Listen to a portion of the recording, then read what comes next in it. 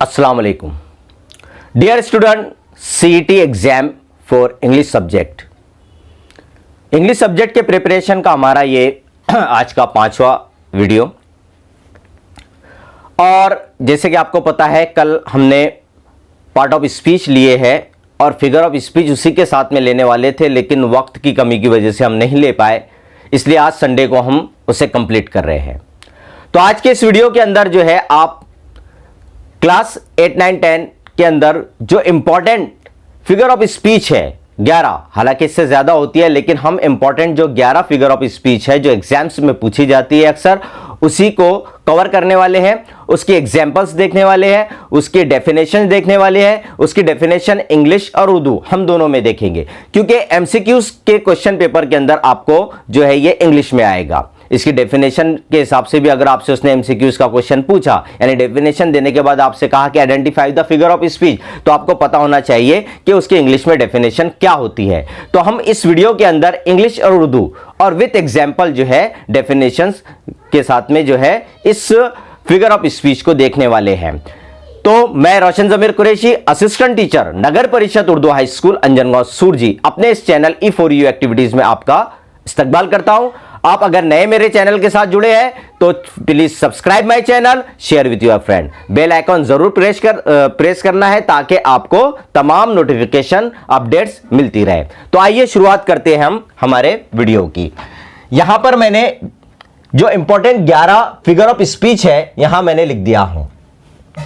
Alliteration, repetition, simile, metaphor, antithesis, hyperbole, apostrophe, personification, onomatopoeia, inversion और tautology, ये 11 figure of speech अब हम जो है देखने वाले हैं जो आपके एग्जाम्स में पूछी जाती है या आपके सीईटी एग्जाम में पूछ सकता है। यह वीडियो सिर्फ सीईटी स्टूडेंट्स के लिए नहीं बल्कि क्लास 8, 9, 10 के तमाम स्टूडेंट्स के लिए भी इंपॉर्टेंट है, क्योंकि यह सब का आपको आपके एग्जाम्स में भी पूछा जाता है, आपके सिलेबस में भी है। इसलिए क्लास 8, 9, 10 के स्टूडेंट्स भी इस वीडियो को गौर से देखें और समझने की कोशिश करें। तो हम देखते हैं डिटेल में कि फिगर ऑफ स्पीच क्या होता है। तो आइए देखते हैं अब हम डिटेल में। एलिट्रेशन, द लेटर और alphabet is repeated in this sentence, the letter और alphabet is repeated again and again. यानी इस तरह के सेंटेंस में क्या होता है, उसका जो इब्तिदाई लेटर या लफ्ज होता है, जो अल्फाबेट होता है, उसे दोहराया जाता है, यानी शुरुआत का जो उसका लेटर होता है, अगर सेंटेंस के अंदर वो दोहराया जा रहा है 2 बार, 3 बार, 4 बार, तो समझ जाइए कि वो एलिट्रेशन है, उसे एलिट्रेशन कहते हैं। अब इसकी 2 एग्जाम्पल मैंने यहां पर लिखा हूं। अब यहां देखिए, आपकी क्लास 10 का ही है, टेंजस प्रेयर की पोयम का, road is full of snake and scorpions. यहां मैंने एक एग्जाम्पल लिखा हूं। अब इस एग्जाम्पल में आप देखिए कि स्नैक का S और स्कॉर्पियन का S ये रिपीट हुआ है। पहला लेटर जो है ये रिपीट हुआ है, S और S। ये एग्जाम्पल जो है किस चीज की है, एलिट्रेशन की है। दूसरा अगर आप सेंटेंस देखते हो तो ही होल्ड हिज हेड हाई, यहां H H H H H repeat हुआ है। तो 2 से ज्यादा बार भी ये रिपीट हो सकता है, तो ये एग्जाम्पल एलिट्रेशन की कहलाएगी। तो आपको ये जहन में रखना है कि अगर आपसे एमसीक्यूज के अंदर वो डेफिनेशन पूछता है कि द लेटर और alphabet is repeated, that's call, आप क्या कहोगे उसको, बताइए कमेंट में बताइए। When in a sentence the letter और alphabet is repeated, that is the example of. Very good. इस तरह से आपको एमसीक्यूज में ऑप्शन पहचान कर उसका आंसर बताना है। तो ये 2 एग्जाम्पल के जरिए मैंने आपको समझा दिया हूं। तो इसे कहते हैं एलिट्रेशन। अब इसको अच्छे से जहन में रखना है। अब नेक्स्ट जो है, सेकेंड, रिपीटेशन। अब इसके नाम से ही समझ में आ जाता है, रिपीटेशन मतलब रिपीट होना। देखो, एलिट्रेशन और रिपीटेशन, इसमें थोड़ा सा माइनर सा फर्क है, इसमें आप कंफ्यूज हो सकते हैं, इसलिए आपको ध्यान रखना है। रिपीटेशन में the words are repeated, repetition में क्या होगा कि अल्फाज जो है, वर्ड्स जो है, ये रिपीट होंगे। एलिट्रेशन में सिर्फ लेटर रिपीट होंगे। ये दो चीज को इसलिए आपको ये अच्छी तरह से जहन में रखना है, इसमें बच्चे कंफ्यूज हो सकते हैं। एलिट्रेशन में लेटर रिपीट होंगे और रिपीटेशन में वर्ड्स रिपीट होंगे, यानी जुमले में अल्फाज, वर्ड्स दोहराया जाता है। एक, दो या दो से ज्यादा बार वर्ड्स अगर दोहराए जाते हैं तो उसे रिपीटेशन कहते हैं। रिपीट हो रहा है, दोहराए जा रहे हैं, बार बार आ रहे हैं, इसलिए ये रिपीटेशन है। तो words are repeated. For example, rain rain go away. अब इसमें अगर आप देखोगे तो ये रेन और रेन ये रिपीट हुआ है। यहां जो है रिपीट क्या हुआ है, वर्ड हुआ है rain rain, go away. Second example देखो, बट हो heart heart heart, heart heart heart, या हार्ट रिपीट हुआ है। अब आप बोलोगे कि यहां पर आर आर भी तो रिपीट हो रहा है, यहां एच एच एच भी तो रिपीट हो रहा है, तो ये तो एलिट्रेशन भी होना चाहिए। लेकिन एलिट्रेशन से ज्यादा जो फोकस किया जा रहा है वो वर्ड भी रिपीट हो रहा है। ओनली लेटर अगर रिपीट होता है, ध्यान रखना है।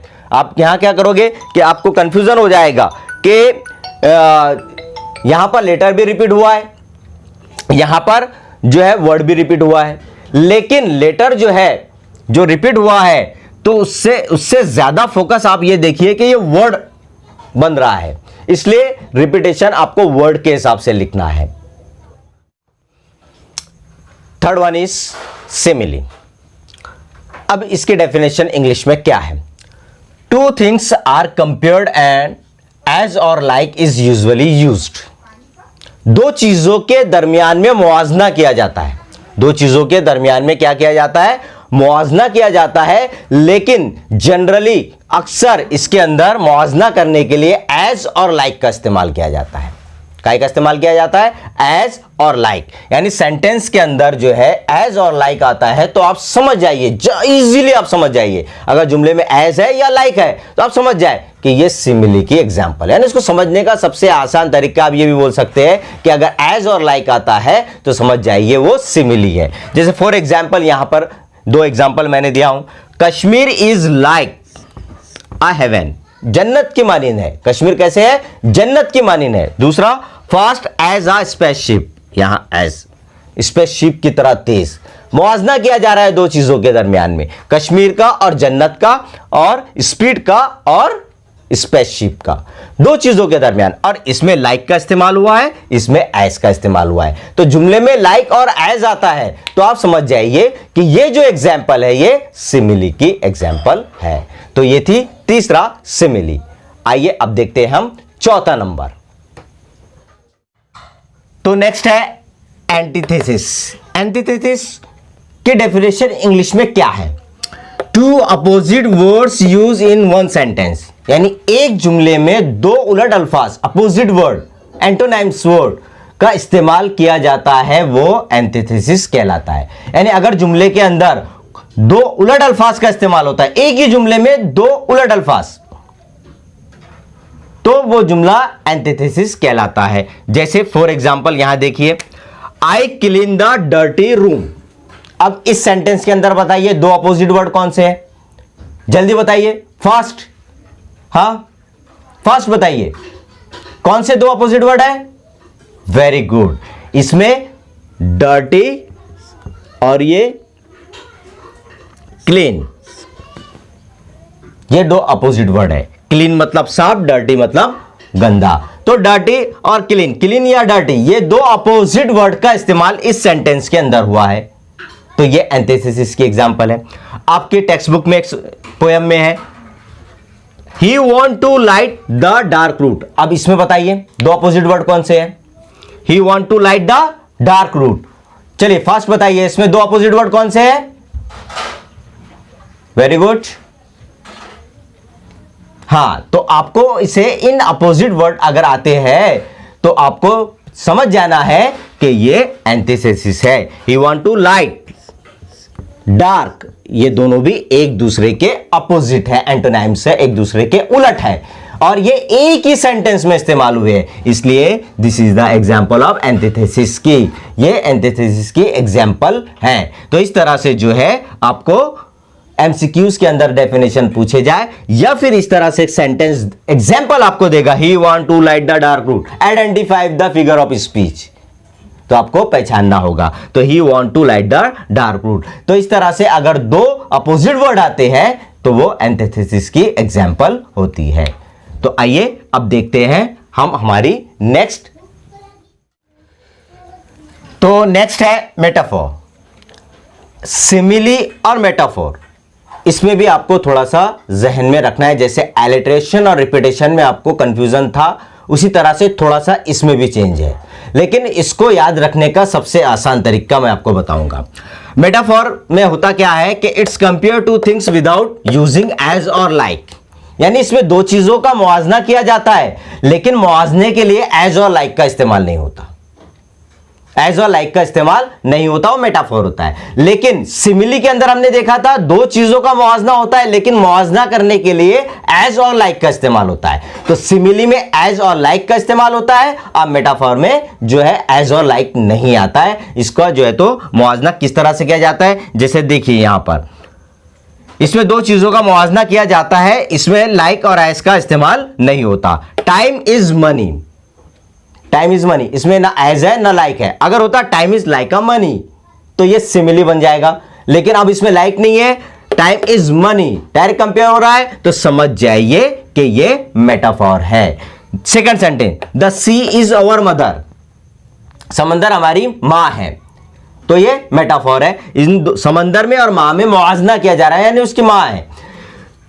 अब अगर ये कहता the sea is like our mother, तो ये सिमिली हो जाता। तो मेटाफोर और सिमिली के अंदर जो चीज आपको जहन में रखना है वो ये है कि सिमिली में एज और लाइक का इस्तेमाल होगा, मेटाफोर में एज और लाइक नहीं आएगा। मुआवजा दोनों में भी किया जा रहा है, मुआवजा कंपैरिजन दोनों में भी किया जा रहा है, लेकिन उसमें एज और लाइक के साथ किया जा रहा है, इसमें बिना एज और लाइक के किया जा रहा है, तो इसे कहते हैं मेटाफोर।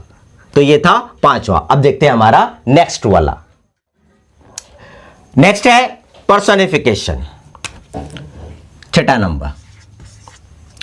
अब इसकी डेफिनेशन इंग्लिश में क्या है? In this sentence giving human qualities और the characteristic to the animal और नॉन लिविंग थिंग्स। क्या होता है इसमें? जब जानवरों और बेजान चीजों में इंसानी खूबी को बयान किया जाता है, animals and non living things के अंदर या चीजों के अंदर क्या है, इंसानी कैरेक्टरिस्टिक को बयान किया जाता है, उनकी क्वालिटीज को बयान किया जाता है, जिसे इंसान के जैसा बात करता है, इंसान के जैसा काम करता है, ऐसा बेजान चीजों या जानवरों को बताया जाता है। तो उस सेंटेंस की जो एग्जाम्पल होती है वो काय की होती है? पर्सोनिफिकेशन की होती है, पर्सोनिफिकेशन की होती है। मतलब बेजान चीजों या जानवरों में इंसानी खासियतों को बयान करना। अब for example, hope is a thing with feathers, उम्मीद बेजान चीज है, इसको फीदर्स कहा गया है, एक परिंदा कहा गया है, परिंदा से जो है तो इसकी जो है मुशाबियत की गई है। Star dance in the sky, आसमान में सितारे नाचते हैं, नाचने का काम इंसानी खासियत है, इसको इस बेजान चीज के अंदर बयान किया जा रहा है। तो जब किसी जानवर या बेजान चीजों के अंदर इंसानी क्वालिटीज को या जानदार की क्वालिटीज को, बेजान चीज में जानदार की क्वालिटीज को बयान किया जाए, तो समझ जाइए वो पर्सोनिफिकेशन की एग्जाम्पल है। आपकी जो पोयम है होप, उसके अंदर जो है बहुत सारी एग्जाम्पल्स जो है पर्सोनिफिकेशंस की दी गई है, और क्लास 10 में भी बहुत सारी ऐसी एग्जाम्पल्स है जो पर्सोनिफिकेशंस की है पोयम्स के अंदर। तो ये था छठे नंबर का पर्सोनिफिकेशन। अब देखते हैं हम अगला नेक्स्ट। तो नेक्स्ट है onomatopoeia. A word is itself express their own sound, यानी एक अल्फाज अगर जुमले में कोई चीज दी हुई है और उसको उसकी असल आवाज के साथ जब बयान किया जाता है, मतलब कोई चीज दी हुई है और वो उसकी असल आवाज को, जो आवाज उसकी रियल होती है, वही आवाज को वर्ड के जरिए जब बयान किया जाता है, ऑन देयर साउंड, उस वर्ड के जरिए उसको बयान किया जाता है, अगर ये वर्ड उस सेंटेंस में इस्तेमाल होता है तो वो कहलाता है ऑनोमोटोपिया। जैसे द डॉग्स भू भू इज क्रिएटिंग नॉइज। अब यहां पर ये जो भू भू है ये किसकी आवाज है? डॉग की आवाज होती है, भौंकने की आवाज होती है, और इस डॉग की असल आवाज को इस जुमले में बयान किया गया है, तो ये ऑनोमोटोपिया होगा। जैसे द शिप वेंट बा, जो शिप होती है, भेड़ होती है, उसकी आवाज बा ऐसी निकलती है, तो इस शिप को उसकी असल आवाज के साथ बयान किया गया है, तो ये ऑनोमेटोपिया की एग्जाम्पल होगी। तो इस चीज को आपको ध्यान में रखना है कि जुमले के अंदर अगर कोई चीज उसकी असल आवाज के साथ पेश की जा रही है, कोई भी चीज रहे, इंसान भी हो सकते हैं, उसके बाद जानवर भी हो सकते हैं, परिंदे भी हो सकते हैं, और उनकी असल आवाज के वर्ड को उसमें इस्तेमाल किया जा रहा है, एक्सप्रेशन को उसमें इस्तेमाल किया जा रहा है, समझ जाओ वो ऑनोमेटोपिया की एग्जाम्पल होती है। तो अब देखते हैं हम हमारा अगला नंबर, नेक्स्ट। तो नेक्स्ट है एपोस्ट्रॉफी। आइए देखते हैं इसकी definition. A direct address is made to non living things, animal, birds or God.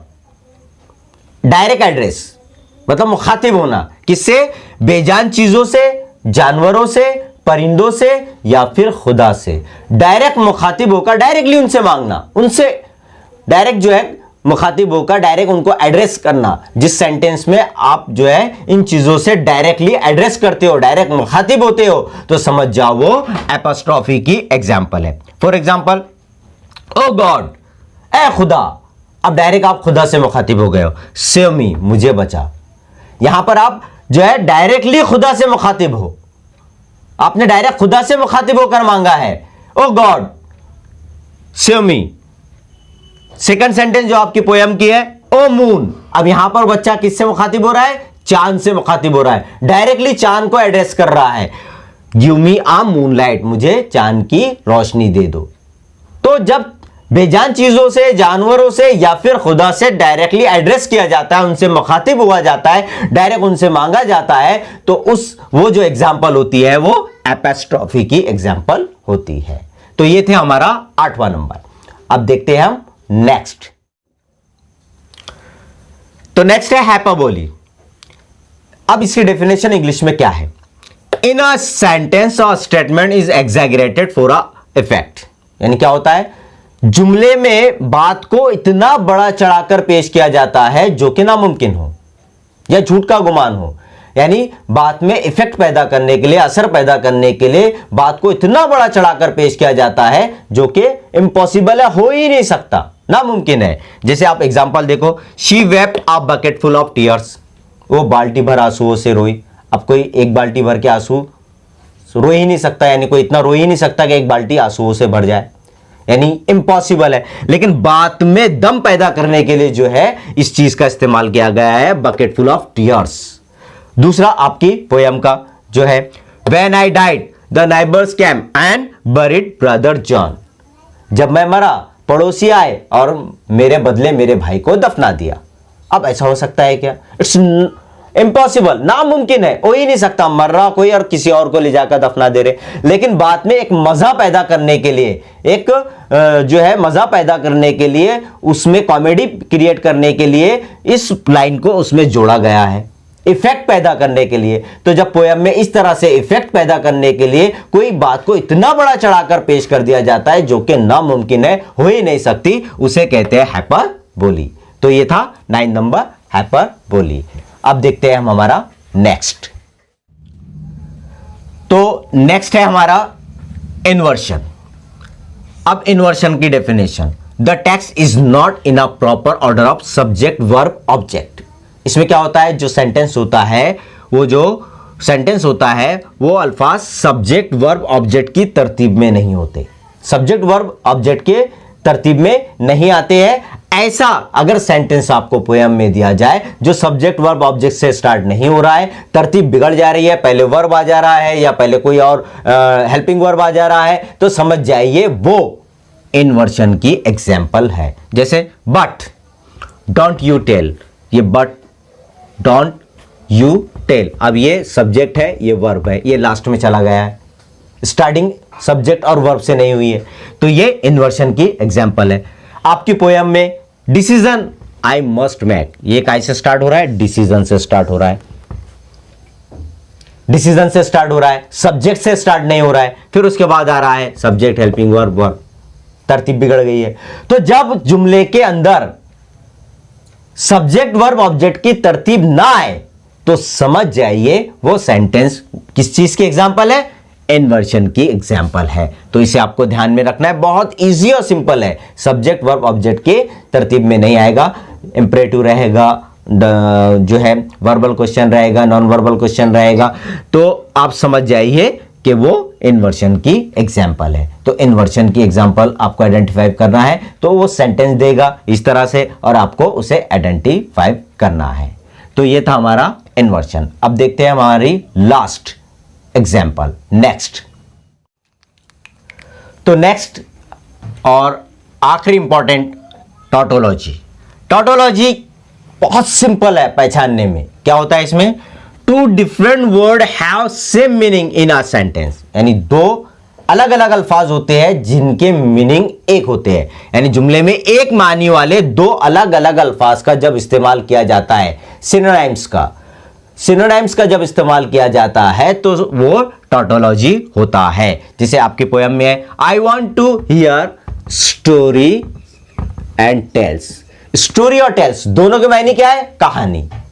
दो अलग अलग वर्ड इस्तेमाल हुए हैं लेकिन दोनों के मानी एक है। तो अलग अलग वर्ड्स और एक मानी वाले अल्फाज जब इस्तेमाल किए जाते हैं तो वो टॉटोलॉजी होता है। जैसे दूसरा देखो, अ बिग अर्जेंट यानी बहुत बड़ा देवकामत, दोनों के मानी सेम होते हैं। तो big urgent man came to the market. तो जब जुमले के अंदर सेम मीनिंग वाले दो अलग अलग सिनोनिम्स का इस्तेमाल किया जाए तो समझ जाइए वो टॉटोलॉजी की एग्जाम्पल है। आपकी क्लास 10 की पोयम में इस तरह की एग्जाम्पल्स मौजूद है। तो ये थी हमारी लास्ट फिगर ऑफ स्पीच जो आपके 9-10 के हिसाब से इंपॉर्टेंस है। इसके अलावा भी और बहुत सारी आती है, लेकिन अभी आपको 10 तक में ये 11 फिगर ऑफ स्पीच ज्यादा इंपॉर्टेंट है। इसकी डेफिनेशंस और एग्जाम्पल्स को आप बार बार देखकर याद करिए, अपने नोटबुक में कॉपी करिए और लिखिए, और अपने क्लास 10 की टेक्स्ट बुक में से, पोएम्स में से इन फिगर्स ऑफ स्पीच की एग्जाम्पल्स निकाल लीजिए। तमाम एग्जाम्पल्स आपकी पोएम्स के अंदर है, ताकि जब क्वेश्चन आपसे पूछा जाए एग्जाम के अंदर तो आप इसको आसानी से कर सको। तो उम्मीद करता हूं कि आपको यह वीडियो पसंद आया होगा। अगर आपको यह वीडियो पसंद आया है तो साथ में लाइक कीजिए, नए चैनल में आप जुड़े हैं तो सब्सक्राइब कीजिए, बेल आइकॉन प्रेस कीजिए और इस वीडियो को अपने तमाम फ्रेंड्स के साथ शेयर कीजिए। डिस्क्रिप्शन में मैं अपने टेलीग्राम ग्रुप की लिंक दे रहा हूं और सीईटी के अभी तक इंग्लिश प्रिपरेशन के जितने वीडियो है उसकी प्लेलिस्ट दे रहा हूं। आप डिस्क्रिप्शन में जाकर टेलीग्राम ग्रुप भी ज्वाइन कीजिए और उस प्लेलिस्ट से आप तमाम पुराने बैक वीडियोस देखिए। तो बने रहे मेरे साथ, देखते रहे मेरा channel E4U activities. Thank you very much.